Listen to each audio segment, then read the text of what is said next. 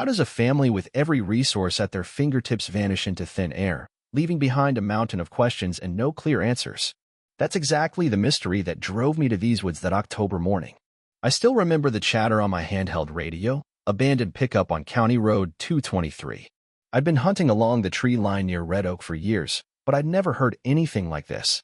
By the time I crested the ridge, a white Dodge pickup sat motionless in a shallow rutted trail, its doors closed but not locked. The sunrise had just broken through a thin veil of mist, casting long shadows across the cracked windshield.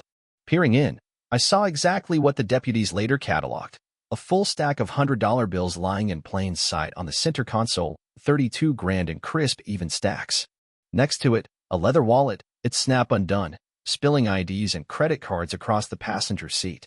The family's GPS unit blinked a silent blue light, as if still trying to map a route that would never be completed. On the floorboard, a child's backpack lay untouched, and a dog leash trailed from the back seat to the open bed, where an emaciated German shepherd huddled in fear and confusion. No spent shell casings. No shattered glass. No signs of struggle. It looked as though they'd simply stepped out, planning to come right back. But inside that empty cab was an eerie stillness that felt almost deliberate, as if someone had choreographed this tableau down to the last detail.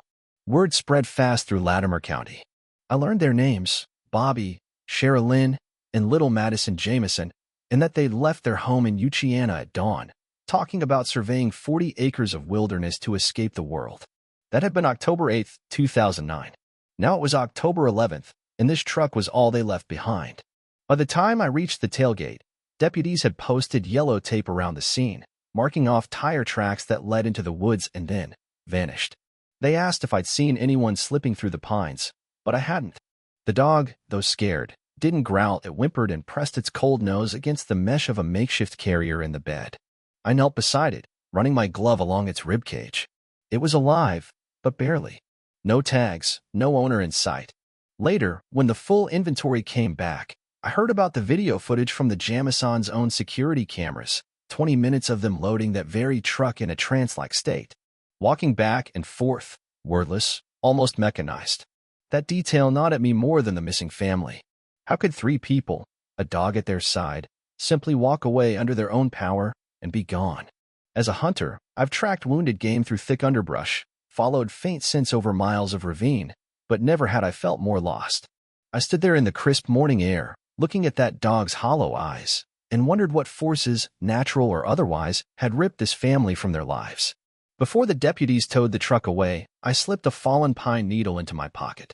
For some reason, I needed a token of that silent scene. I turned and walked deeper into the woods, where only the rustle of dead leaves answered me. Something about that pickup seemed like the end of a story, but I was certain it was only the opening chapter. They say the real terror began when I visited the Jamisons' property a week later. Deputies had already cleared most of the crawl space and fenced off the yard, but I slipped past the yellow tape at dusk. I wanted to feel the air where they'd lived, to trace their last waking steps. The house sat half-hidden in overgrown pines, peeling white siding, windows boarded up, a rusted storage container at one corner. On its side I found Sherilyn's handwriting, carved deep into the metal, strange phrases in looping script, words like cross the veil, bind the restless, and symbols I couldn't decipher. Fresh scratches ran below them, as if someone had gone back and reinscribed the lines. The steel was cold under my fingers, and for a moment I wondered if she'd been channeling something through those words, angry, desperate, or worse. I climbed through a broken window into the mudroom. The floorboards were littered with leaves blown in through cracks, and near the door lay a leather-bound journal, its lock snapped open. I flipped it to the last entry. Sherilyn wrote of feeling watched. At night the walls breathe. I hear them whisper my name, calling me outside. Her handwriting trembled across the page, the ink smudged. Beneath it, a rough sketch of faceless figures standing at the edge of the tree line. No names, only arrows pointing toward the mountains. Later, I tracked down Pastor Whitman, the same man Bobby had begged for special bullets to fend off ghosts. He met me in the old church beside Highway 2, eyes rimmed with exhaustion. He spoke slowly. Bobby believed something haunted that house. He said the attic moaned and lights would flicker without power. He thought he saw a woman in white, drifting through the hallway. I pressed him on whether Bobby had ever used that ammunition, but the pastor just shook his head. Faith won't chase away what's real, son, he told me, turning away. That night I camped on the property line, listening to the wind whisper through pine needles. The storage container sat less than 50 feet away, its carvings glowing in the beam of my flashlight. I thought I heard soft words in reply, a chorus of hushed voices dancing just beyond comprehension. My hair stood on end, and for the first time I felt truly alone. At sunrise I checked in with the county evidence locker.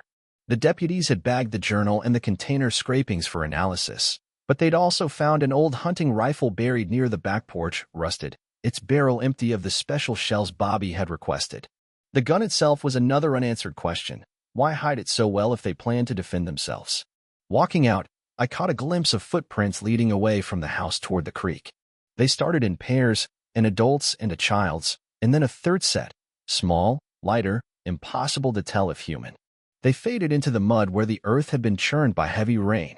I followed them for 100 yards, but they stopped at the water's edge, as if whoever left them had simply stepped into another world. Back on the ridge, I sat in silence, watching clouds drift over the peaks. Sherilyn's carvings, the pastor's warnings, the bleeding footprints, they all felt like pieces of a puzzle that refused to lock together. Whatever pulled the Jamisons into the wilderness, it wasn't satisfied with our explanations.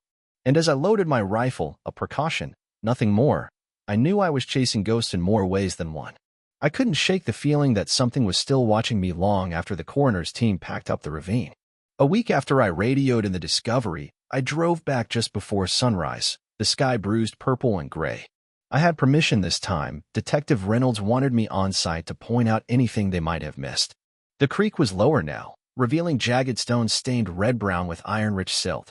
I knelt at the edge and ran my gloved hand over the mud. There, half buried in clay, lay the brittle skeleton of the German shepherd I'd rescued from the pickup.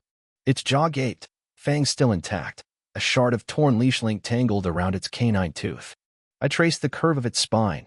No bullet hole, no broken collar, just the emptiness of time swallowing life. Reynolds joined me, flashlight bobbing at his side. That dog held on longer than most, he murmured. No signs of scavengers either. We climbed the bank together, passing the little flags marking Bobby's and Sherilyn's remains.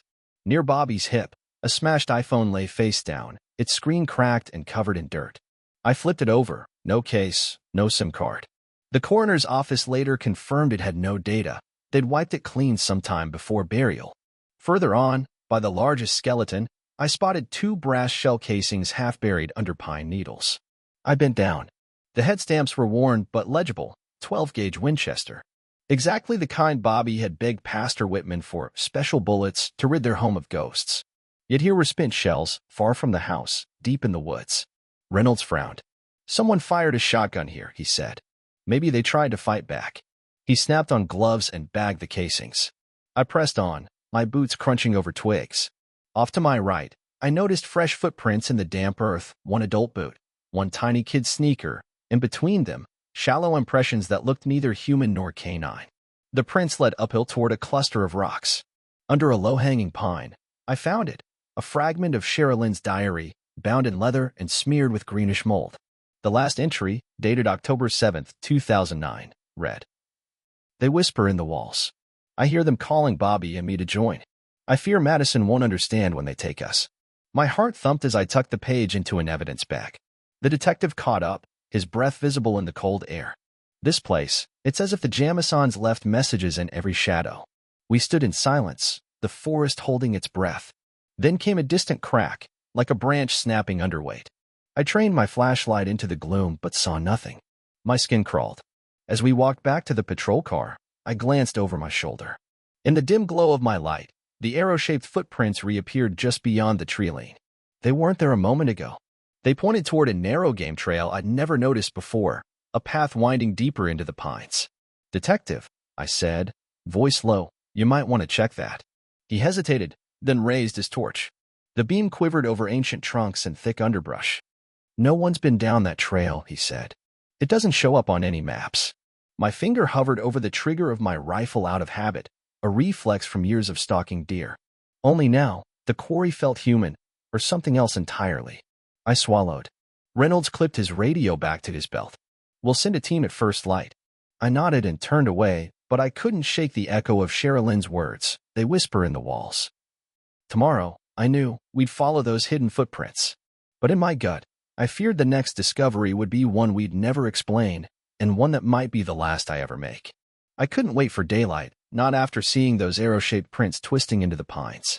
Before first light, I grabbed my pack and slipped back onto that hidden game trail, the beam of my flashlight cutting through a heavy fog that clung low to the ground. Every branch dripped with dew, and the only sound was my boots sinking into damp needles. The trail narrowed quickly, hemmed in by trunks so close I had to push some aside to keep moving. The air smelled of wet earth and old rot, and as I pressed deeper, I felt the weight of the forest pressing in, like walking through a cathedral of silent witnesses. My heartbeat steadied, but my pulse stayed high. I rounded a bend and found myself in a small clearing no wider than 20 feet. At its center lay a perfect circle of stones, blackened at the edges as a fire had been lit there. The ground inside was scuffed raw, the needles and leaves scraped away in concentric rings. Amid the rocks sat a battered tin box, its lid rusted shut. I knelt and pried it open with my hunting knife. Inside lay 3 items arranged side by side: a child's worn sneaker coated in mold, a single Winchester shell marked 12 GA, and a dog tag stamped simply M. My breath caught. Madison's initials. The same shells found back at the ravine. And the sneaker. I could almost feel the weight of that girl's last step. I closed the box carefully, sliding it into an evidence bag, then swept my light over the stones. Faint scratches curled along the mossy bases, like child-sized finger marks tracing some ritual pattern. A sudden snap behind me made me spin. My flashlight caught a flash of white, a ghost of movement at the tree lean, no more than a second. I raised my rifle, heart pounding, but everything was still. The fog thickened, swallowing the clearing in a damp haze. I dropped to one knee, peering into the gray. There, etched in the soft earth, were the same triangular prints, now pointing back toward the creek.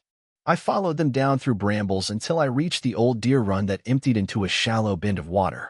There, half submerged, lay a twisted fragment of Sherilyn's diary cover, its leather peeling.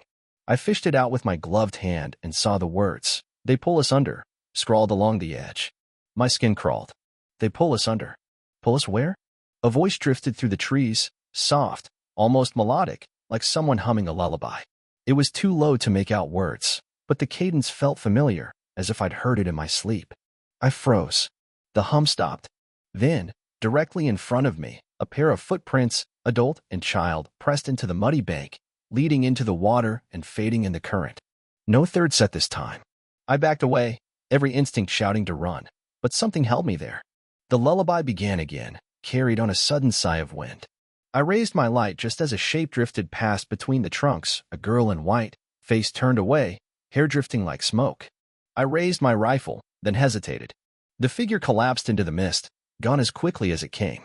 I stumbled forward, heart in my throat, but all I found was that swirling fog and the creek running silent. The tin box in my pack felt impossibly heavy. I knew I should turn back, tell Detective Reynolds what I'd found.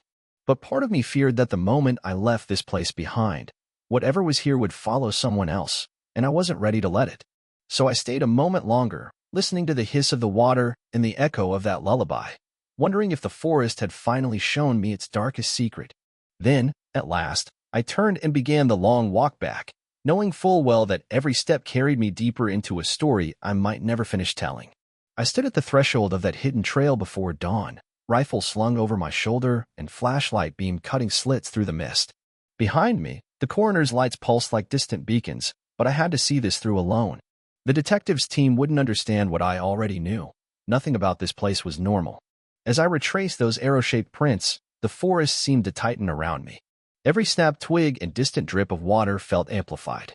The path led to a narrow ravine where the creek's current ran swift and dark. There, wedged between 2 moss-covered boulders, I discovered a shallow cavern just large enough to crouch into. My flashlight revealed a scattering of personal items neatly arranged on a flat stone slab.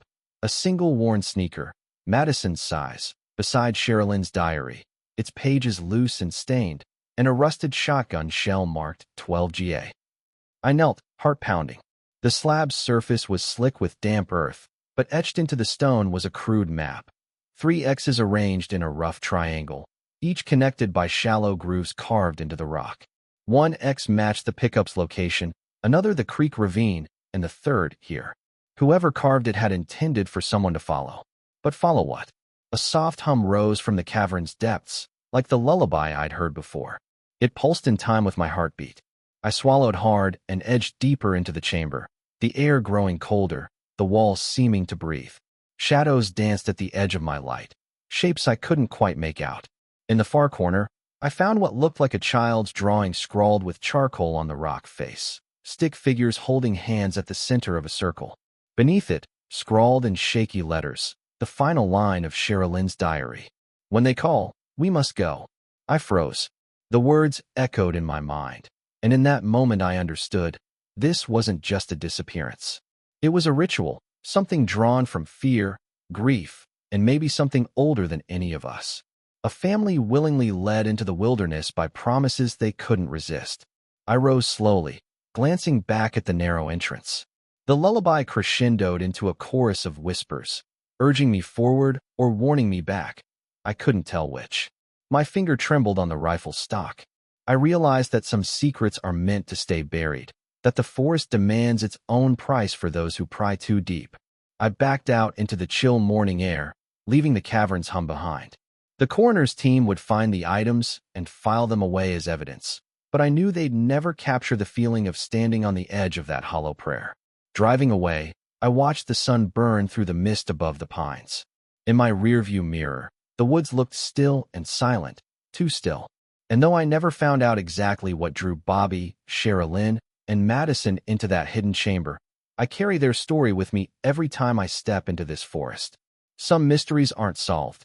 They're witnessed, and every hunter remembers the forest at its most silent, the moment just before the world falls away and something else takes hold.